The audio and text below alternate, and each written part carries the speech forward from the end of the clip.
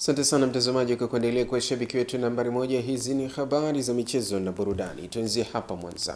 Mkuu wa mkoa wa Mwanza Saidi Mtanda amesema serikali itashirikiana na waandaaji wa mashindano ya soka ya Rolling Stone kwa nchi za Afrika Mashariki na Kati kwa kuyaboresha mashindano hayo kwa lengo la kuwapa fursa wachezaji kuonyesha vipaji vyao na baadaye kuviendeleza. Tupate taarifa zaidi.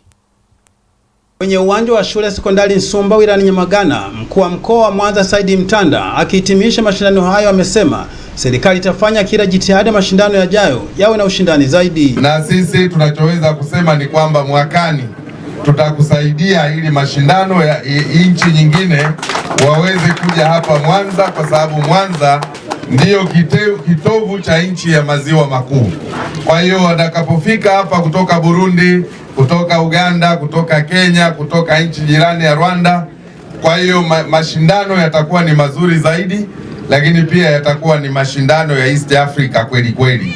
Mtanda amesema miundombinu ya viwanja vya michezo iliyopo katika maeneo mbalimbali inapaswa kutumiwa na wadau wote bila ubaguzi. Sababu tunakuwa na miundombinu yetu ya serikali, wadau hawa wasaidiwe hiyo miundombinu ili waweze kupunguza gharama za uendeshaji ili faida iweze kutokea. Michezo ni ajira kubwa sana, sio?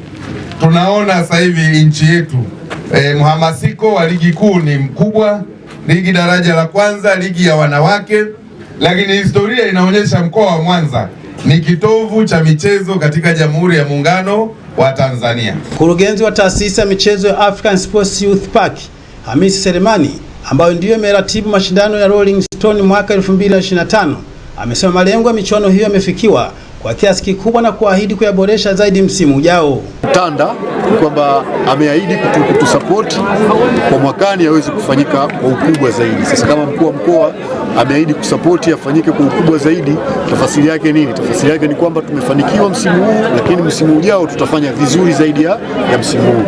Na maana yake ni kwamba kila mwaka yatakuwa yanafanyika mfululizo kwa muda wa miaka 5 katika mkoa wa Mwanza. Mratibu wa mashindano hayo Matias Wandiba amesema timu zilizoshiriki zimeonyesha ushindani, huku baadhi ya makocha wakisema mashindano hayo yamewajengea uwezo na ushindani. Kupitia mashindano haya na uzuri alikuwepo uchaguzi wa TFF ambao ulikuwa unaongozwa na Boniface Pawasa. Mashindano hayo pekee yake kila kituo kimeweza kutoa wachezaji wengi. Kwa hiyo wachezaji ambao wameweza kuchaguliwa na wachezaji zaidi ya 30. Mashindano nimeona ni mazuri sana na nimeona yametupa motisha.